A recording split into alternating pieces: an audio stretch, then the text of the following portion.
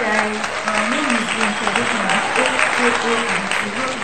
I'm a storyteller. I love to write and I love to speak, amongst many other things. Last week, I spoke on the concept of protagonist in storytelling. I said the protagonist is someone, a thing, or an idea a story revolves around. It is what the story is all about, in essence. So today, as promised, I will tell a story that illustrates that concept. And in the spirit of Valentine's season, I will be telling an almost love story. I hope you are very excited to listen to this. I know so stay tuned. One of the greatest fears I had to wrestle with while growing up was the fear of being different. I didn't want to be the only girl in my generation that never had a boyfriend. And in case you are thinking this has something to do with the recent feminist movement thingy, you are absolutely correct. Valentine's Day in 2010 met me in my apartment. You see, I had a plan for the day. I would clean, cook, eat, and read a new book I bought titled 25 Reasons Why You Don't Need a Man to Be Complete. It wasn't really a plan, it was more like a template.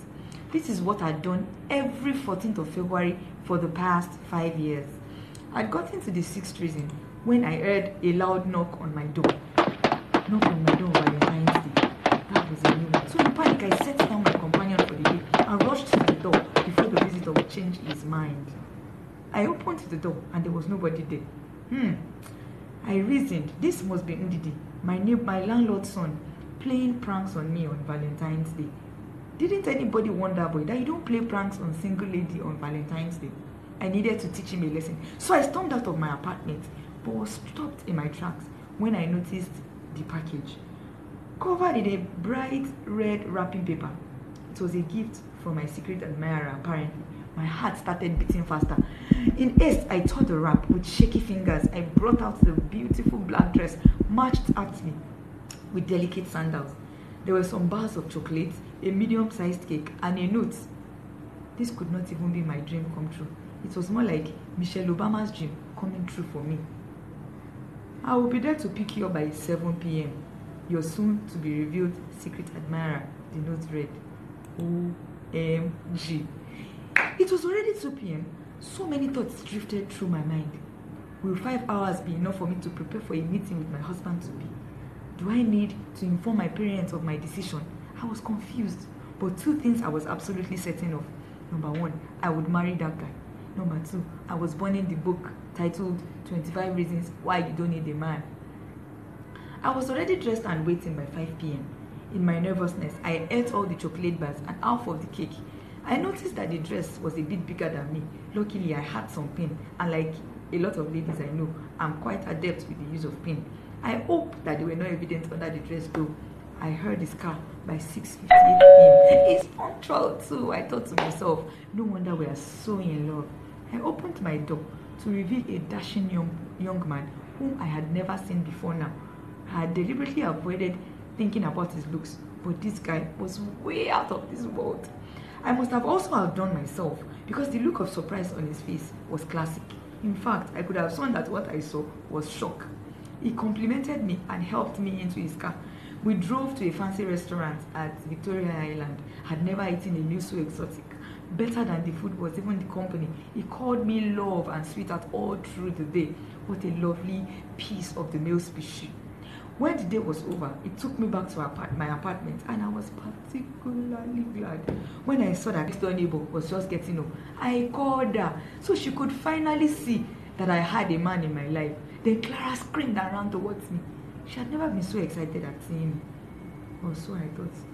Clara ran straight into Adonis' arms, and for what seemed like an eternity, I didn't even exist. They hugged. You didn't tell me you know Ronke. Who is Ronke? Adonis responded. By then I was fidgety. 5 minutes discussion between long-lost lovers later, I found out what the problem was.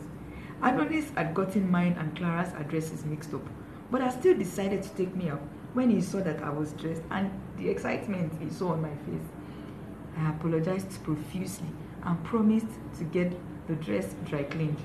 I also promised to return the gift, or at least what was left of it. I already took some chocolate. I already took all the chocolate bars and half of the cake.